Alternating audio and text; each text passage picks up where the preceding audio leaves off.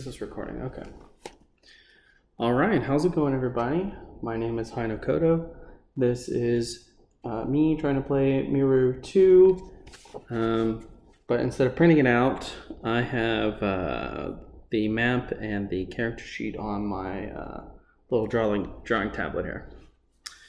So let's see how far we can go with this. The game requires a few dice, which I have here. We have the little kit that came with the Kickstarter. We should be looking at 2d20 and at least 2d6. I have a green one and a black one here, and then to make things simpler, so I'm only rolling once, I have some extra dice here for that.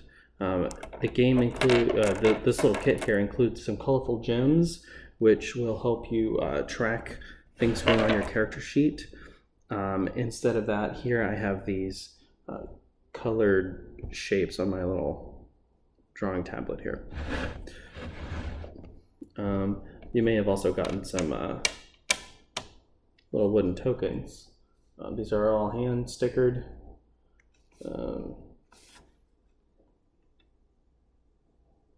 There we go. These are all hand stickered little wooden tokens. So kind of interesting, you know, just to jazz it up a bit. This is like, you know, if you can put this on your map, and if a big guy's chasing you, you have something you can kind of look at. All right. Anyways, this is Miru 2. Those are the little tokens there. These are the dice we're going to use. The green one is going to be our health. Put that here, that's at 20. And this black one here is going to be our energy points. Nice. So this is the book, Miru 2. This is a sequel game. Highly recommend you play or watch someone play Miru 1 before you jump in. There is a quick start guide on the first page here if you haven't played before. This is mostly just to fill out your character sheet, which is something I'm just going to reference here. So these are going to be my items, and I'll go ahead and fill out my my little character sheet with that. You start the game with the money in the game is called bitlets. You get 5 of those. You start with a taser, a laser sword, a jacket. You'll start off with some food items. You'll have 3 meal bars, 3 fruit. You start off with 3 technical skills, and your HP and EP and your energy are listed here. Just a quick overview of the beginning of the game here. The objective is to kill this big, machine god that's running around, and this game begins with it chasing you. So that is quite a tricky situation to get out of. This is a horror game, or it has elements of horror at least, while Miru 1 had elements of adventure. It was an analog adventure game. This was a horror game. So this is going to be a little bit scarier. The situations are going to be a little bit more grotesque and tense. So you have an aversion for that. That's something you might want to avoid with this one. If you've played Miru 1 before, there are a few changes here. The biggest one is that there's now weather. So there's an extra die you'll roll whenever you do an event, and that will affect some of the stats that you have. It's simple stuff like -1 defense, or -1 attack, or maybe you can't sleep that night, so you'll lose some health with that. So it just changes things up.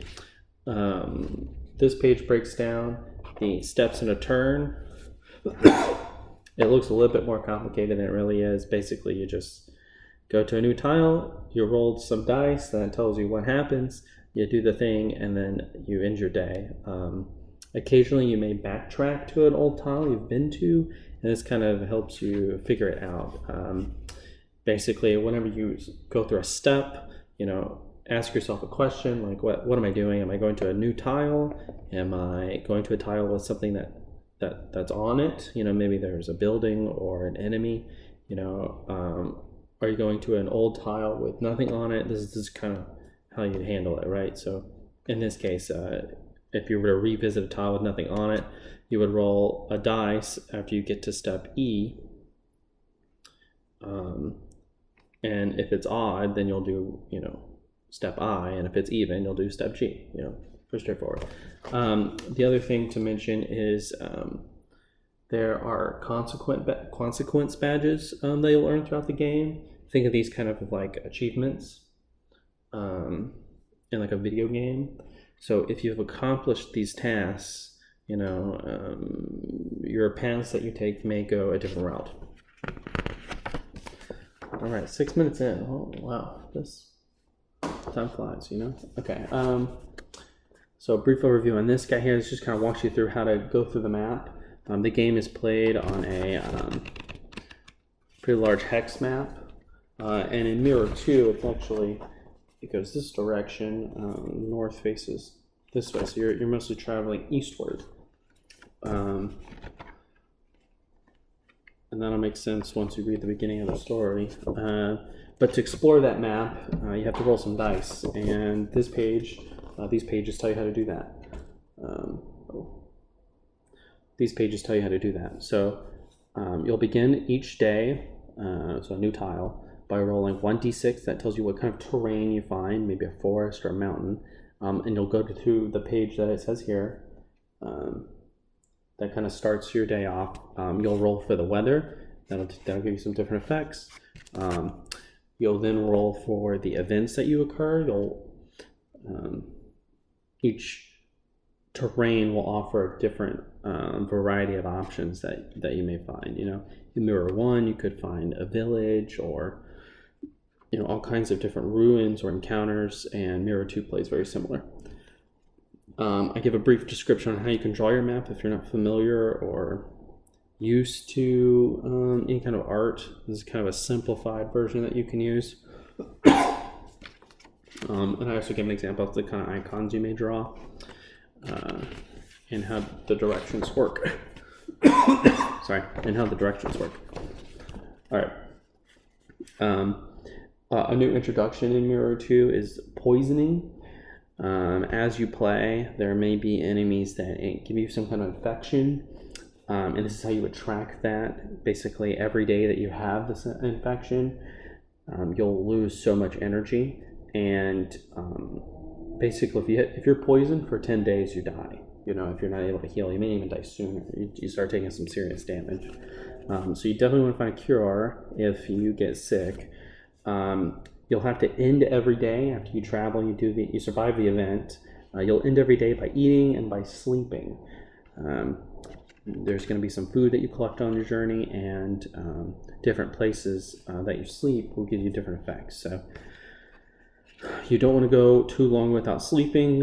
You start losing energy, right? It's hard for you to get around. You're dizzier. You're not as healthy, and in this kind of dangerous world, it's important to get your sleep. You know. This page kind of describes how combat works. It's very straightforward, but when you have to explain it on paper and with words, you know, I have to use quite a bit of text, and this probably doesn't even cover it all, but I did my best. So basically, damage is attack minus defense. You know, you have an attack, your enemy has a defense. That's very straightforward. That's how their damage works. And it goes for you too. You know, they'll have an attack and you'll have a defense, right? When you do an attack, you get 3 options on your turn. Okay, it's very similar to Pokemon, right? And just like pick an attack. If you do a basic attack, it's just using your weapon as is, right? You know, for example, in the game you have a taser. It can only be used once per day. You know, essentially once per combat, and that does 9 damage, right? And then you use it, and then you're done, right? And then it's the enemy's turn. Tech skills are a little bit more complicated. I think of this as kind of an advanced attack. Essentially, you have these skills that you'll earn as you play, and they cost energy to use. Think of them as like fancier tricks. There's one called Slice and Roll, or Roll and Slice, And basically that's you tulling around on the ground with a knife or something, trying to hit the underbelly of a big robot or something, right? That's quite a skill to accomplish, and you need to train in order to use that skill, and that's what this little green box explains. Basically, for all the skills you know, you'll roll a dice, and you try to match the level that you're at. So, for example, if you're at level 3 on, skill 2, you'll need to roll a 3 or less in order to achieve that skill. If you're at level 5, you need to roll a 5 or less. So the higher level you are, the easier it should be to achieve the attack you're trying to do. And the more skills you know, the more dice you get to roll. So your odds kind of increase the more knowledgeable you are at combat. All right, that's kind of what this little green box summarizes. That is the most confusing part of combat, I think, but once we get going, it'll be pretty self-explanatory. Miru 2 also introduces status effects. So in Miru 1, you didn't have this. I try to keep combat pretty simple, but in Miru 2, just to switch things up a little bit and give people a little bit more options to play with. 20%, okay. Sorry, just give people a few more options to play with. There's now status effects. So you can burn an enemy, you can stun an enemy, or you can, or you're poisoned. And this kind of explains how that works. So if you ever have a fight and you're poisoned, you're going to take some damage at the end of your turn. So keep an eye on that. You try to want to, find the cure if you can. Try not to get into any fights if possible in this one. Also during combat, you're able to run away for most enemies. Enemies will have an escape number that you'll need to roll higher than, and then depending on how you roll, there are the sun's getting in the way here. Depending on how you roll, you'll have different events that occur. Sometimes the enemy gets a buff for you trying to run away. Sometimes they don't. This page just explains how okay, about that. This page just explains how to read the enemy card at the bottom of an event. If you have an enemy, it'll have a little picture of them here, and it has all their stats. And this just tells you how to read it. They have a health, they have defense, they have an escape number. So you got to roll that escape number or higher, I believe, to get away from them. If there's a little skull next to an attack, it means that they'll poison you. So you got to keep an eye out for that. And then there's a way each enemy will have a unique item that you could earn. You'll roll for a reward after you defeat an enemy. So it's good to try to take down enemies when you get into those situations. But if you're not able to survive, you should run away, because that's better than nothing. And then this bottom part of the page just breaks down how the reward rolls work. This is the beginning of the book here on page 9. And that begins with terrain roll 1, where you get a small injury. The good chunk of the book is, this sun just really started showing up here, and I can't adjust the aperture. Okay. The bulk of the book happens here in the middle, and there's some as you play, it's kind of a choose your own adventure thing that happens. Some events may ask you to say yes or no, or roll a dice to determine even or odd, and that kind of finishes the story. The consequence badges that I was mentioning earlier, if you run into, let's see, what's a good example? So for example, this is a good example here. So if I can focus, buddy, there we go. So you see this little skull icon right here. If you're poisoned on, what is this, Desert E3, then you would go here during that event instead of doing whatever the normal thing is. So sometimes you get rewarded for being hurt, sometimes you get punished, sometimes you have to make decisions, and that's that. If you die, there is an option for you to continue playing the game in a kind of canon way. You'll turn to page 45 for that, and it kind of explains how that works down here at the bottom. Let's see, we have our map, we have our character sheet. That's the ending. We have the item catalog. This is going to be really useful for you as you play. If you have a question about an item or something, this kind of tells you what category it's in, what its effect is, But you know, the description is also very useful. You know, for example, we were talking about the taser earlier, which is right up here under weapon. It's just a general weapon, right? It doesn't count as a melee or a range weapon. It's just a general weapon, okay?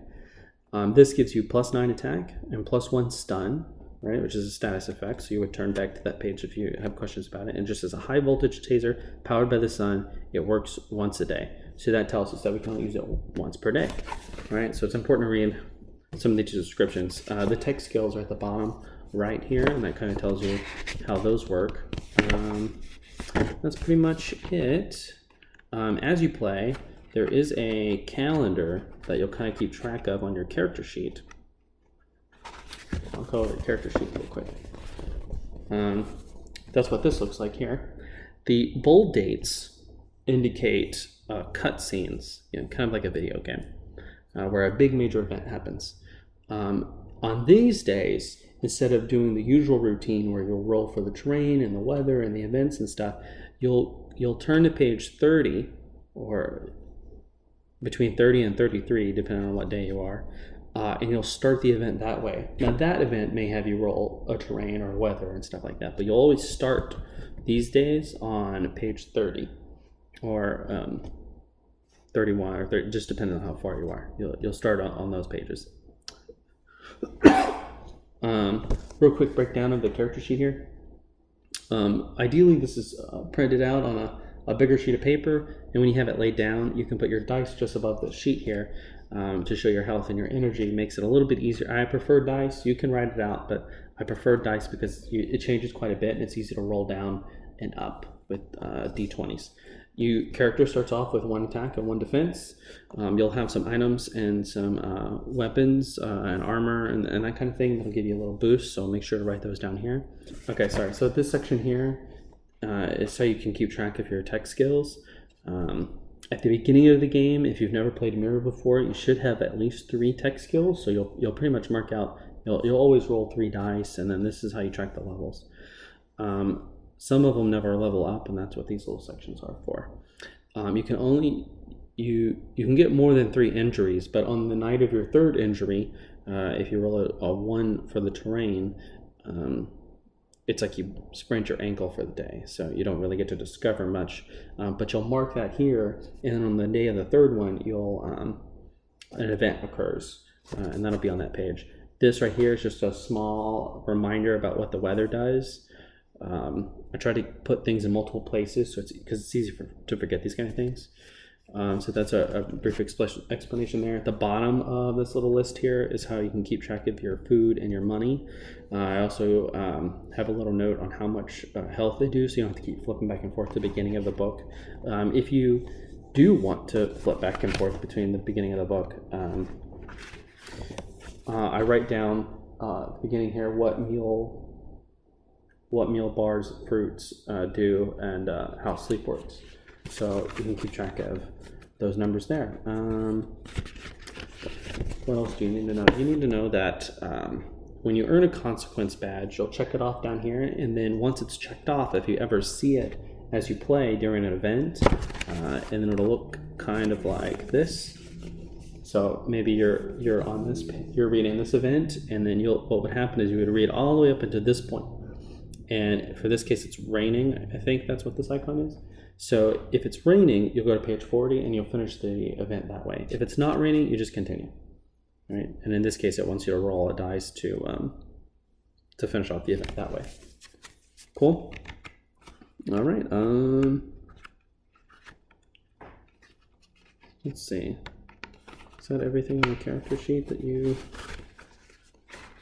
care to know? At the bottom of the character sheet, this is totally optional, but if you use these colored gems, whoa, buddy, there we go. All right, if you use the colored gems, ideally your paper's laying flat on the table, you can assign the different colors to, say, maybe this represents poison, right? So you can just keep track of how poisoned you are, how many days it takes. So though you don't have to keep writing stuff down. Keeps it a little cleaner. All right, I'm ready to begin. but I have to change the memory card out because I ran out of space. Wow, 20 minutes of talking. This is wild. Okay. Yeah, okay. So we're back at it. Brush. Turn down just a little bit. All right. Now, at the beginning of the game, we start off with a few things. So let's write this down. We have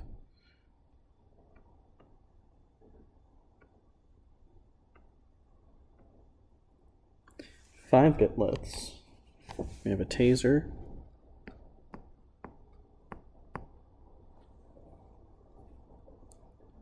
We have a sword.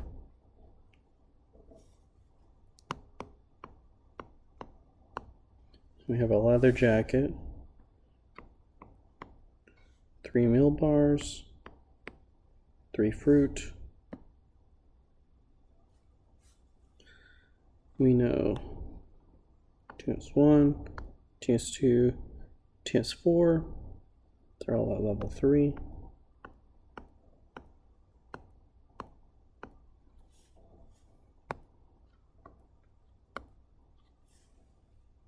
Okay. Now, our taser, I'll write this down just so I know. Our taser gives us 9 attack, 1 stun, and our sword gets us +8 attack, and our jacket gets us +1 defense. All right, and I think that catches us up. All right, so let's begin. So you'll begin each day by rolling a terrain die and a weather die. You'll also roll for the type of an encounter that you have, and there's a clarifying encounter. Am I like way off here? What do you want, right here? Okay, so sorry. So green is going to be our terrain, black is going to be our weather. The 2 white dice here are going to be our event, and then you clarify the event with another roll, and we're going to go with that red one here. I'm going to keep track of my health, which is green, and my energy, which is black. Try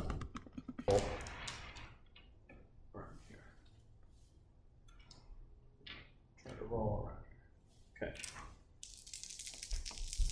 So let's begin. Day 1. We start on any tile in the first column.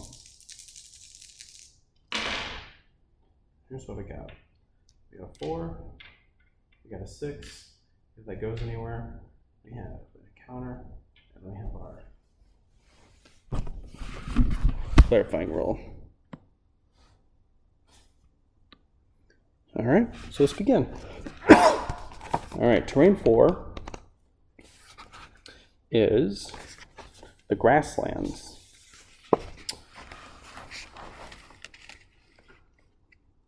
Grasslands.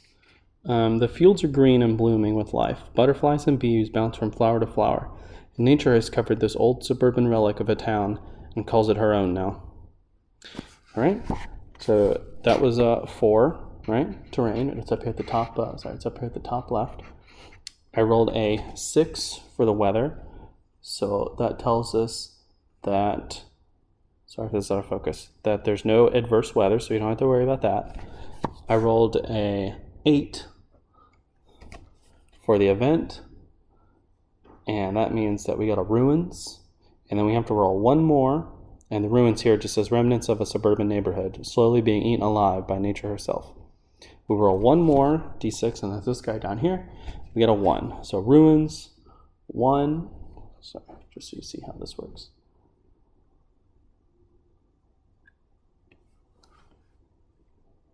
There we go. All right, ruins. Right, big section. And we got ruins 1, the radio man. And this is a grassland, so I'll draw that out. Let's start right here in the middle.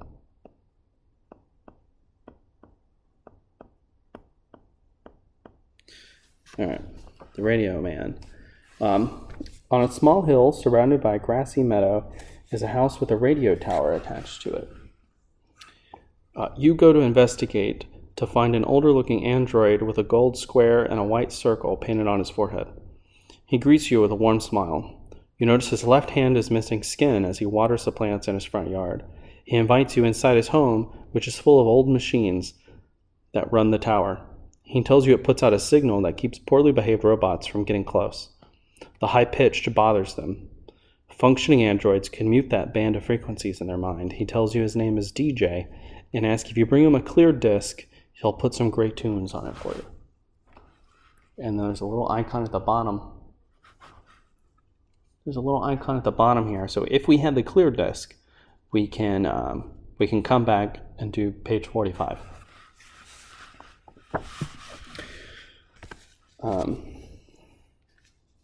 Cool, so that was very uneventful, which is good. It's kind of a scary game. At the end of the day, we're going to eat. Let's go one fruit since we're pretty full health. And I'm going to assume that I've played Miru 1, so I'm going to start at 20 health on both, okay? So I ate a fruit, I heal, I sleep, so I don't have a problem with that, so I don't have to worry about the numbers there. That marks day 1. It's now day 2, and on day 2 is a cutscene, so we're going to hop over to page 30 in this case, and we'll go from there, so I'll read that. So day 2, it says, complete a typical day and return to this page when you camp for the night. All right, so let's do that. We're going to roll all these.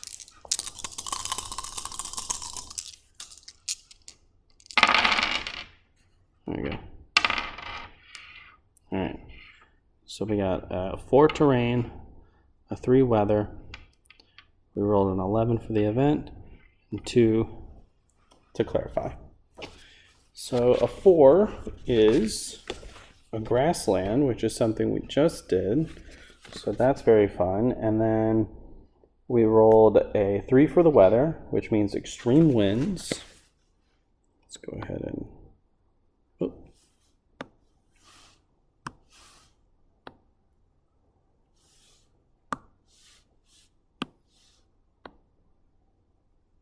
There we go. So now we know it's extreme winds. Okay, and then we got an 11, and for the grasslands, an 11 is an encounter, and it says, the shadows of this old suburban town hide dark and horrifying terrors. Be on guard. Okay, we will be, and we rolled a 2. So encounters are usually on the other page. So grasslands covers 2 pages, and encounters is on the other page. We rolled a 2, so this is the buck stops here. There's a little hat icon, which we don't have yet, so we're just going to keep reading. And it says, you're strolling down the streets of an old small town when you hear someone whistling a song. You start sneaking around trying to follow the whistling. You come up to a large marble mansion. A sign out front says City Hall. The door is already open and you walk in. The carpets are red and paintings of a bunch of men line the walls. You hear more whistling and follow it into the mayor's office. The chair behind the desk turns around and a guy wearing a black cowboy hat shoots at you and barely misses. You duck behind a pillar. Ah, shoot, you hear. The math of my aiming system is off. I thought I fixed that. You shout, what the hell was that about? And he says, well, dipshit, it's a duel. He stands up and shoots at you again. So this is a great example of how an encounter works. So at the bottom here, sorry, the sun is like really rough. Okay. At the bottom here, so we have this event that occurs, this enemy, and so we'll accomplish that. And if we win, we'll keep reading. Okay. So let's fight this guy. And put him right here. All right, we're at pretty much full health. Ooh. Let's put our little hand here. Yeah. Okay. Anyways, he's off screen. Okay. So he has a health of 20. And enemies always attack first. So we'll roll this green die.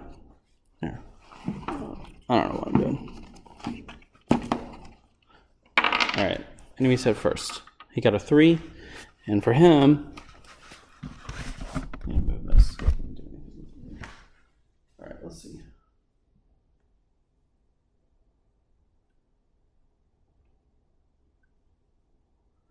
There we go.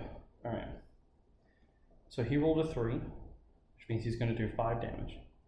Now, I have a defensive 1 because of my jacket, and I have a defensive 1 because of my person. So I'm only taking 3 damage, which puts me at 17. All right. Now, let's see here. What's the move? I think the move is Black Hat. I think we're going to start with the taser, which is a basic attack, and it does 9 damage. And we have a base attack of 1, so 10. However, because of the extreme winds, we're doing 1 less attack, so we can forget about the base. So we're only doing 9 damage to him. He has a defensive 4, so he's taken 5. And I'm going to let's use this red square. Oh, come on.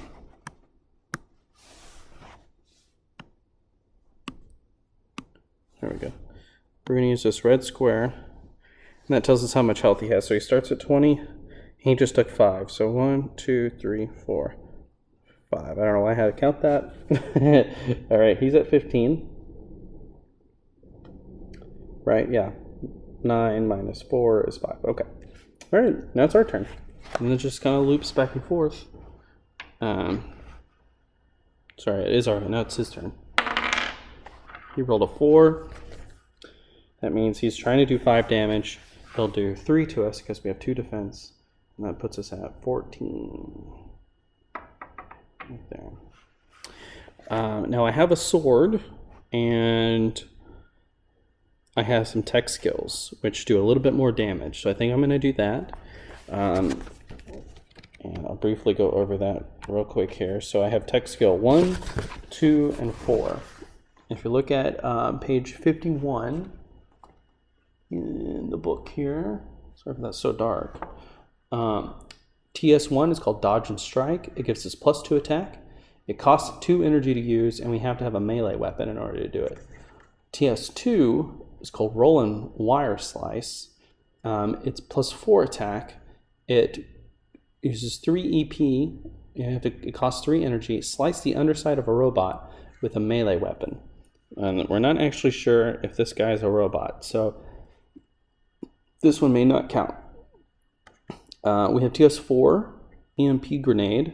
It does +3 stun, and it says toss your taser at a robot to heavily stun it. We don't know if this guy's a robot, so we can't use that one either. So in this case, we only have access to Dodge and Strike, which gives us +2 attack. So that'll help speed things up a little bit, I think. So we're going to take 2 energy to do it. To attempt it anyways. 18. We have 3 tech skills, so we're going to roll 3 dice, and they just have to be 3 or under, and we got a 3. So it is a success. We're using our sword, which is 8 damage, plus this tech skill, which is +2, so that's 10, and we have a base attack of 1, so that's 11 damage. Now he has a defense of 4, so 11 minus 4. Everybody? Someone in the back, answer please. That's right, it is 7. I just did that math in my head, and I feel so proud of myself. All right, so he's taken 7 damage, which would put him at 9, I believe, right? 1, 2, 3, 4, 5, 6, 7. Actually, it puts him at 8. Well done. Oh, -1 attack. I'm silly. So it puts him at 9 because of the extreme winds. All right. His turn. He hits us for, ooh, a big one, for 12 damage. Oof. Now we have 2 defense, so we're going to take 10. That one hurt. He has an escape of 4, so we just have to roll higher than that. That's going to be really tough. So let's keep going, I think. Oof. That one hurt. Okay, let's, sorry, the thing I'm supposed to have done last time is when you have a successful roll, it's important to keep track of these, you level up. So our tech skill 1 is actually at level 4 now, and we're going to go ahead and do that one again. And we just had to roll a 4 or below, and all of them work for us, so that's great. So it levels up to 5, so we got to remember that. And then we're doing 8 plus 2, and then we don't have to worry about the -1 and because our base attack is 1. So that is 10 damage to his 4 defense. So that's 6.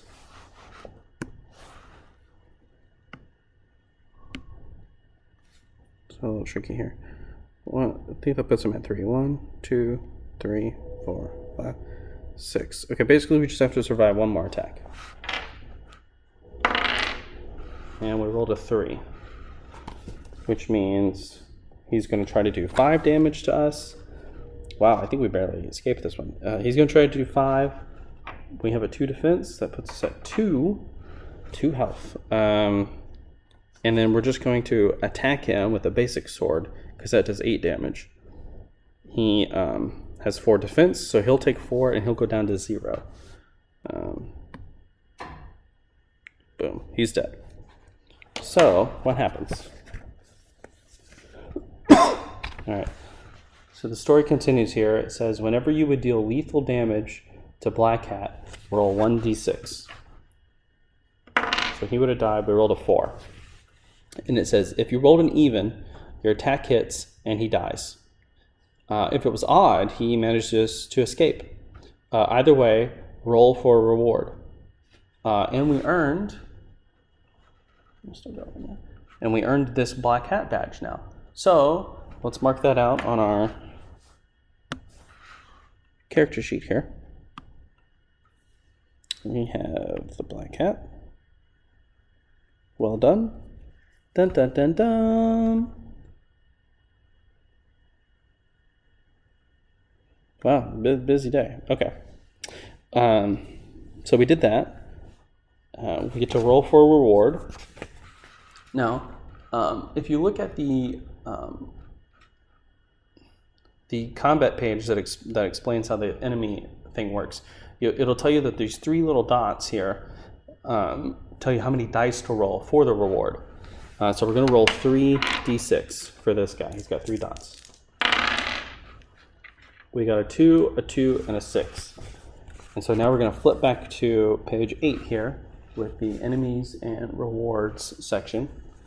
And it says to claim a reward, we'll roll 1d6 for every black skill level dot on the enemy you defeated. We did that. You can choose any combination of dice to determine your reward.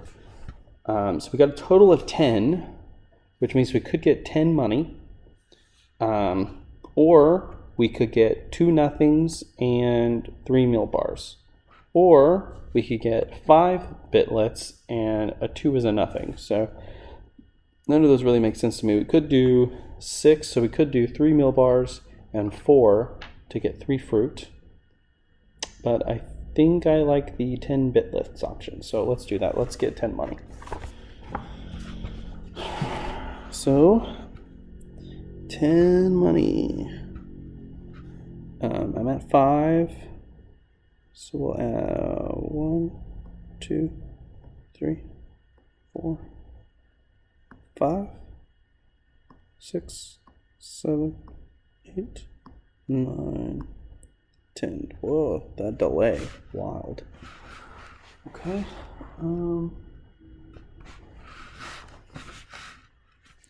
Yeah, that was cool. So we did that. We got our reward. Let's go back over here to Grasslands. We earned that badge, and now that's the day. Now, because this is a cutscene day, which we're on day 2 still, it says complete typical day and return to this page when you camp for the night. So now it's time to camp. We're going to eat. You find a good spot to sleep. In the middle of the night, you hear the screeches of the winged god searching for you. Your nightmare is catching up. And we get -1 day of sleep. It was extreme winds. We weren't going to sleep anyways, so that's fine. It says the god appears on your day 1 map tile. It will follow and stay 1 tile behind you. The god moves when you sleep. Until day 5, if you roll a minor injury while discovering the terrain, finish the day as usual, but you will wake up and skip to day 5. Gotcha. So let's catch up. So what happened? So we ate. Let's solve that. Let's we got a lot of healing to do. So let's heal. We'll eat 3 meal bars to heal 6 and 6 health and 3 EP. So that puts us at 8 health and full health, full energy. That's easy. We don't get to sleep. So what does that mean? Well, it means that we go to page 6. And sorry if it doesn't focus, but on page 6, it says sleep deprivation, well, -2 EP. So let's go down to 18. Done. Now the way food and sleep works is kind of up to you. I prefer to play in an order of operations way where, you know, I'm camping for the night. Realistically, I'm gonna eat, so I take those benefits, and then I sleep. And then I take those benefits, or negatives. And in this case, right, I lost some energy. But feel free to mix it up or do it as one big sum if that's easier for you or more fun. It's all about having fun. So for me, I like the analytical order of operations kind of way. So I'm going to do that. I'm going to eat, then I'm going to sleep. And I can't sleep today because of the extreme winds and because of the event. Yeah, and now the god appears on our day 1 map. So let's update our map. We went over here. That was the grasslands.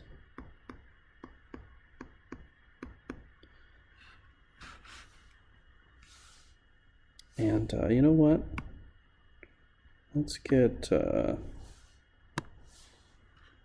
what color should we be? We should be green. Should we? Yeah, let's be green. Let's drag this to the top so I can just click it. We are green. All right, mirror 2. And who's the bad guy? The bad guy is gonna be blue.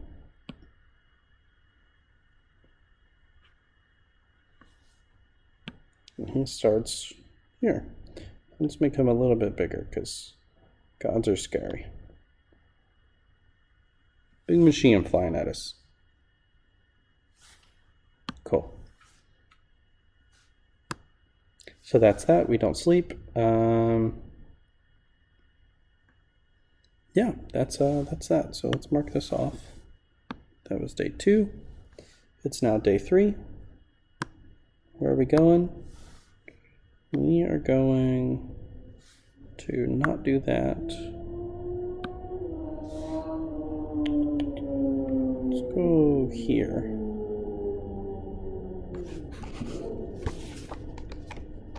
And the rule is until day 5, we can't roll an injury. That's the rule. So we also need meal bars. Need a way to heal. All right, what do we got? So we got 3, we got 2. We said 5 is what we're doing. 2 is the weather. All right.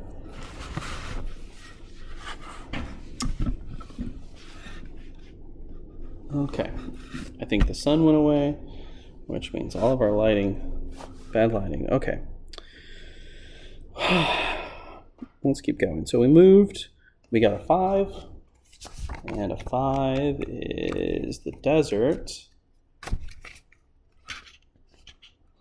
And it says the only signs of life are the weeds poking through the cracks in the concrete. This area, polluted with parking lots and memories of warfare, is a wasteland.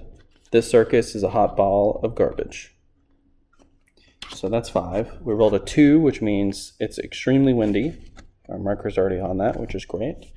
We rolled a 6, so it is a ruins. The rocky landscape shows little signs of its past life as parking lots and shopping malls. Okay, and we rolled a 1, so tune in. As you're walking in a dry and rocky riverbed, you notice the top of a Ferris wheel peeking above the hill. You head in that direction. Lost my spot. You head in that direction and find a rusty carnival sideshow frozen in time. You walk around and see a carousel with the paint flaking off the horses. You see booths where you shoot water guns at a target, and you pass through a weird mirror exhibit. You find a stack of ancient televisions shaped like a throne. On top of that throne is an android with a TV for a head. When you walk near it, all of the TVs turn on and a huge eyeball stare back at you. The android comes back to life, but can't move from his chair. He's been welded to the TV throne. Its TV face looks at you with a giant eyeball that's crying. You're not sure what to do about this and walk away. Yeah, that was kind of a weird one. All right, but thankfully, easy day. Let's draw a little desert. And we got a little cactus. We get some shrubbery. There we go. That was gonna be day 3. Cool. Now we eat and we sleep. So let's do all of that. We're gonna eat a fruit, which means we heal 1 HP and 2 EP. So we're at full health there. One of these is a 9. There we go. Okay. Sleeping also heals us. And sleeping heals us 3 HP. So that puts us at 12. Oh, wait. What was the weather? I think the weather for today was extreme winds, which means we don't sleep. Rough. So we're actually day 2 of no sleeping. That's not good. So let's take this purple one here. Purple one, sleep. Let's make it transparent so I can see the number. All right, so we're on day 2 of no sleep. Now, what does that mean? That means that if we turn to page 6, no sleep for day 2 is -4 energy. So we're actually down to 16 energy. Rough. All right, that was day 3. Now it's day 4.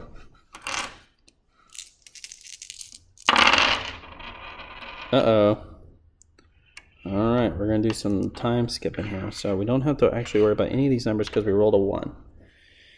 Oh, no good. Oh, no. What did I do? Okay. So let's move our little guy. So right here. We rolled a 1, which means we turn to page 9. We've got a small injury. All right. I don't know when that stopped recording, so hopefully not too far, but we rolled a 1. Man, it's quite a setup here. This little studio thing is kind of interesting. All right, so we rolled a 1. We got an injury. Some days are harder than others. While looking around the area, you hurt yourself and take 2 HP in damage. This is at 7. This is tough. You remain on the same tile and nurse your wounds. You eat and sleep like usual if you're able to. Tomorrow will be a new day for you to try again. Watch your steps next time, you delicate human. And then there's a player tip at the bottom. that says you can keep track of your small injury days on your character sheet. So, just so we're not skipping anything, let's go back to our cutscene, and it says, if you roll a minor injury while discovering the terrain, finish the day as usual. Okay. The weather is fine. You actually don't check the weather when you do a small injury. So you do get to eat and you get to sleep. So let's mark everything that we need to for that. So that's day 4. We're gonna eat. So that heals us 1. What is that, an 8? This is 1. And then this will go up to 18. Hey, don't eat that. Don't eat that. Stop it. Sorry, my cat's eating the plant that I have on the table. Right, so that was the fruit. And now we sleep, which will heal us 2 HP. And 3 HP puts us at 11. We can take away our sleep deprivation tracker.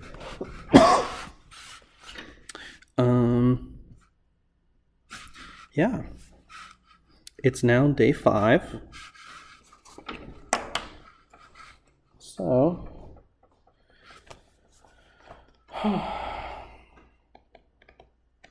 let's start there. Day 5 starts on page 30. It says, the god has caught up to you. Oh yeah, we're supposed to be moving the god, but he was just following us the whole time anyways. You wake up on the ground. You wake up to the ground shaking. In fact, let's go ahead and let's be dramatic about this, right?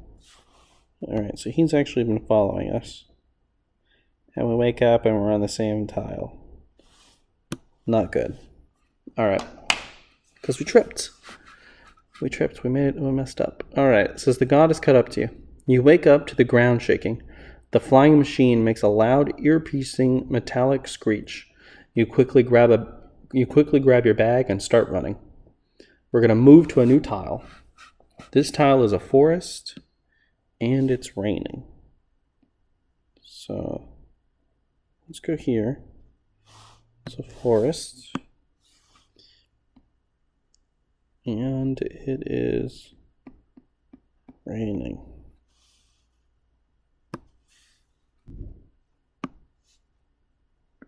And that just means that we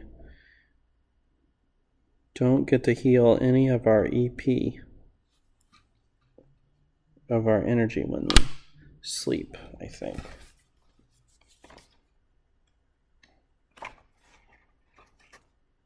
Yeah. So when it rains, on nights it rains, you don't get any energy when you sleep, which is fine. We're pretty good on energy. It's the health that we really need, so that is okay. It works out. All right, so let's keep going. So as you run, right, we're running. As you run, the sounds of the forest behind you warp and snap in half as the god pushes it all out of the way to find you. You come upon a massive concrete structure on the edge of the forest and run inside. You hide behind a crumbling pillar as the giant eyes of the god peers through the sides of the building. A woman's voice blares out from its speaker. I see you. There is no escape. This game ends now. The building starts to shake as you see the god's massive arm swipe away the concrete pillars left standing. You run forward into the structure, narrowly jumping down a set of stairs before a massive amount of concrete and dust seal the space above you. You stumble around in the dark as the crash from above echoes around you. After a few minutes, you hear a loud metallic screech that fades off into the distance. You are surrounded by darkness. You hold your arms out as you walk and hug the walls. You walk for hours. Eventually, you see some light up ahead, and you start running. Jumping over the old subway tracks, you head towards the light and push away the thick vegetation blocking the exit. You make it through the other side, completely covered in dust. You stand out in the rain to wash away the last few hours. You camp at the edge of the subway tunnel tonight. The god is removed from the map. Its location is unknown. Continue exploring as usual, except at the beginning of your day, roll 1d6 before you move. If you roll a 4, skip to day 10. Alright, so when we first wake up, we gotta roll a die. Wild. Alright, so let's complete our day. Day 5. I think we're still in the same tile. It didn't say to move to a different tile. We're just on a different part of it. So a big area. Now remember, we're not getting any energy when we sleep, which is okay. However, we don't have any food to eat. We're actually out of food. So let's see what that does. So minus 1 day of eating is minus 2 HP. But, so we'll take that. And then because we're sleeping, we'll get plus 3 HP. So we're actually going to go up to 12.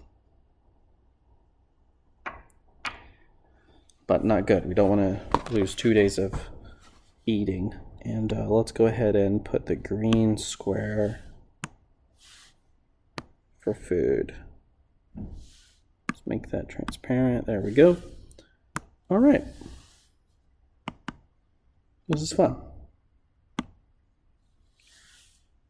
We're going to move to a new tile because it's a new day. It's day 6. And let's actually go back down this way.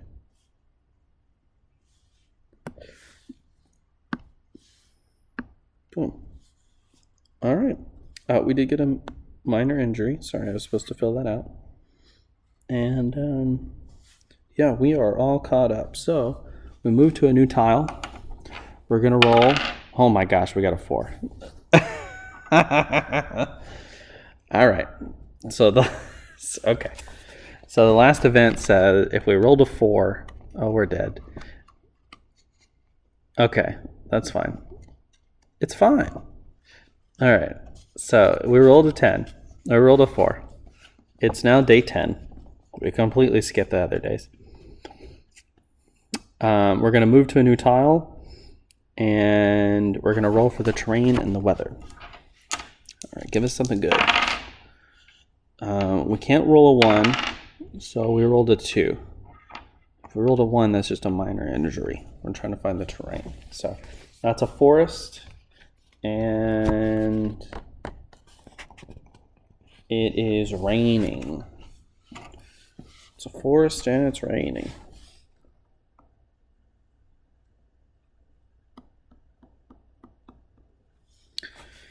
All right, here's the end of us. This is not going to be good. And the rain marker's already there. All right, so we're on day 10.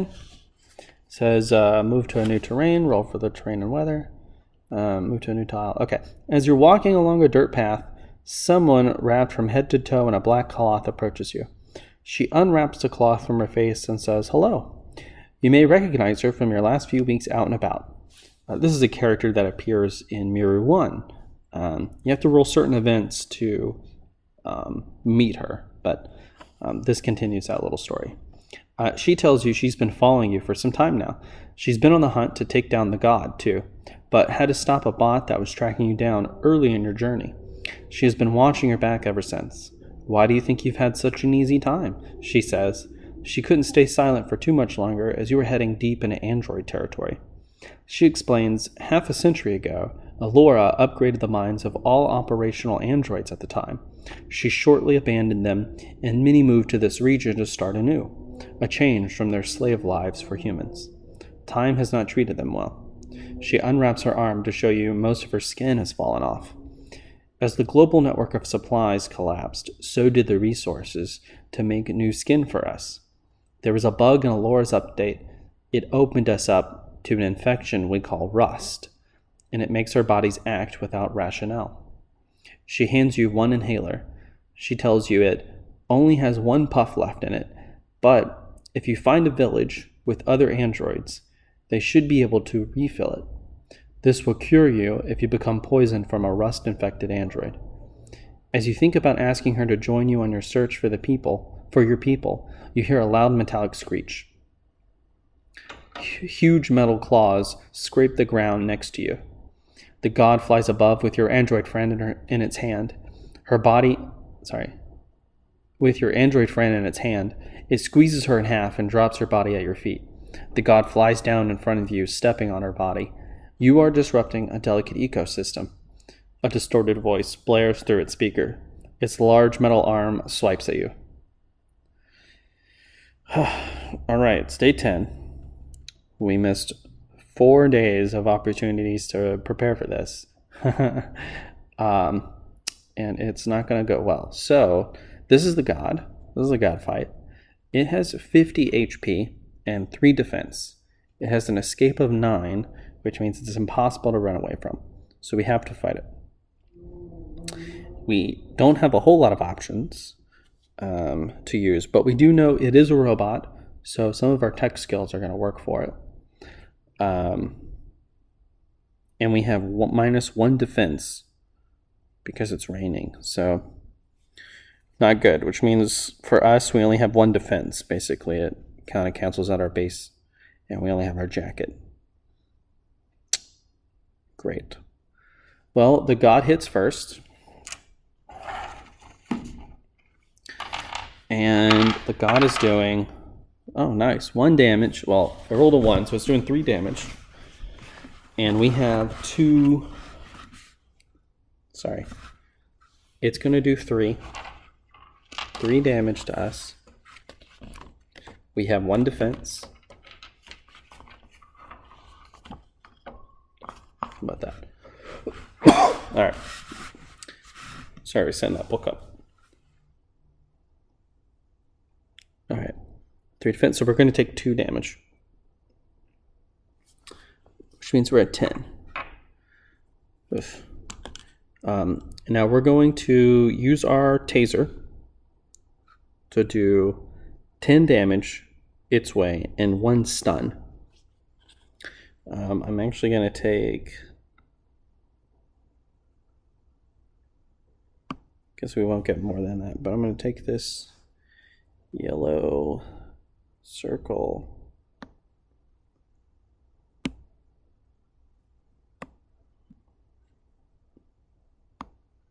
Let's see. All right. It's got 1 stun. So we're going to remember that 1 stun.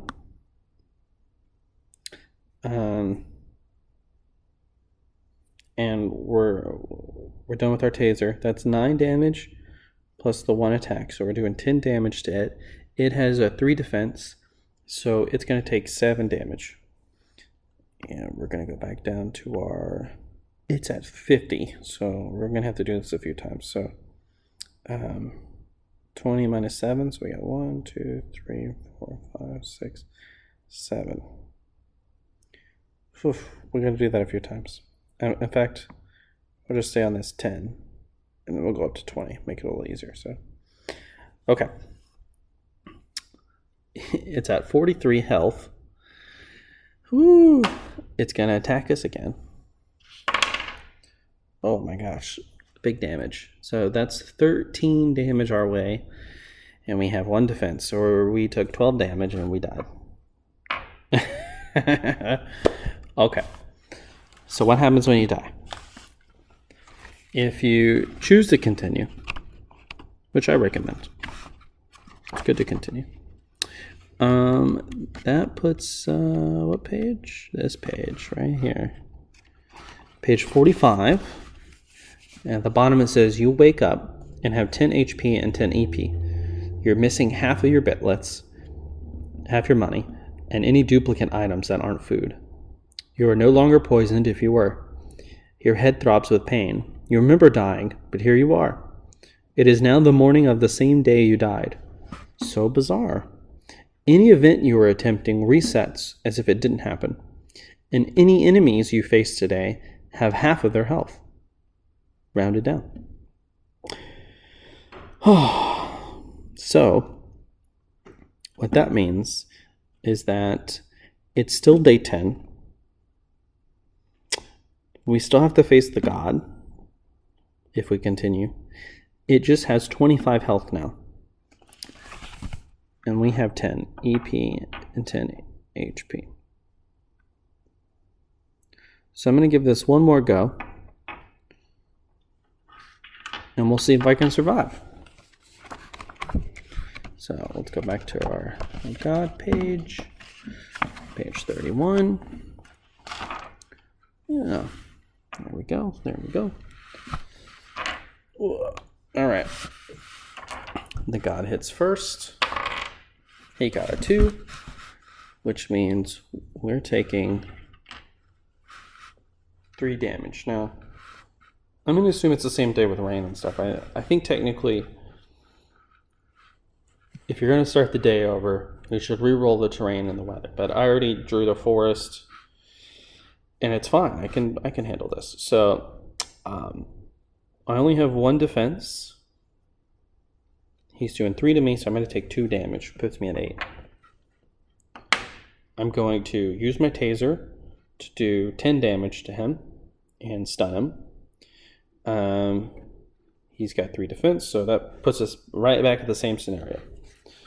So it's his turn again. He rolls a 4. That is 7 damage. But minus our 1 defense. So we're down to 2.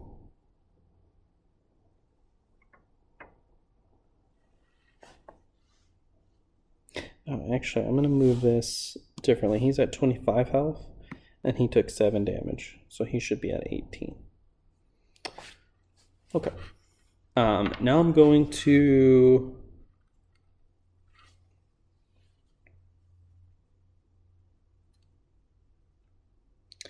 Let's see. I think the move is to do TS1, which costs 2 energy. This is 8.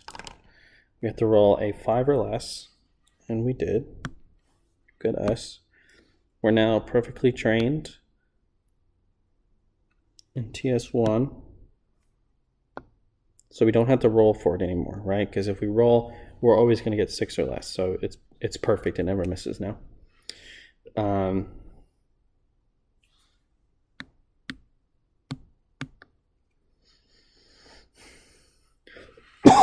Cool. That's 10, 11 damage. He's got 3 defense. So he's taken 8, which puts him at 10.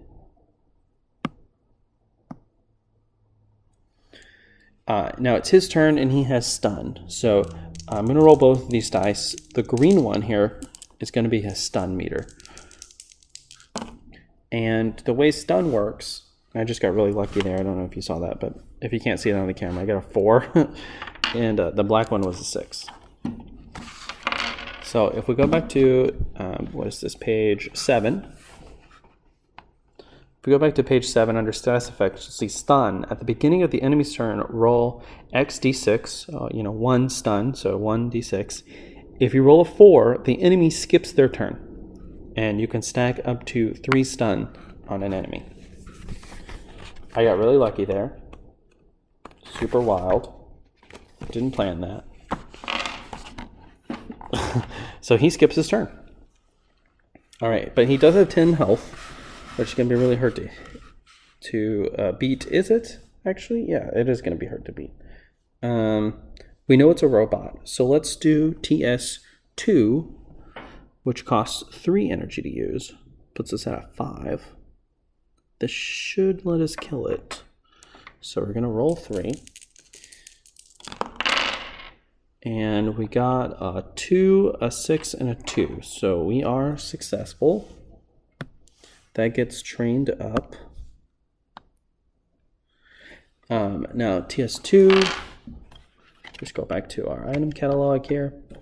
TS2 says it does +4 attack. Slice the underside of a robot with any melee weapon. Okay, so we have our sword, which does 8 damage. Our TS2 does 4 damage, so that's 12. And we have a base attack of 1, so that's 13 damage. It has 3 defense. We are doing 10 damage to it and killing it. Psh, dead. The god is dead. The god is dead. All right. So to continue the story, it says, after the fight, you bury the remains of your android friend. You have a nightmare that night about finding your people, but they all have 4 eyes. Spooky. All right. That was day 10. Now we're going to eat. I guess eating and stuff resets, right? Because we died, we came back. But we are going to miss... Oh, shit. Did we die? Yeah, I think we did. I think we've gotten to the point where this is unwinnable for our character, and we should start over. Because if you miss a day of eating, you lose 2 HP. We're at 2 HP, which means we die. And it's still day 10, so when we start over, it's the god again, and unless we're really lucky, we're not really going to be able to defeat it. So yeah, unfortunately, it looks like our character will need to start over and hope for better luck.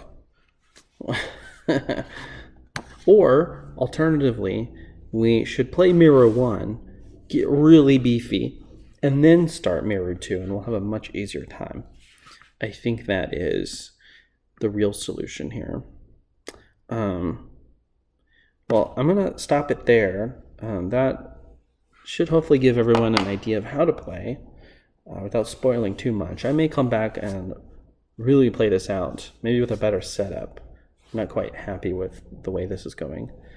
But yeah, that's Miru 2. Just the first 10 days.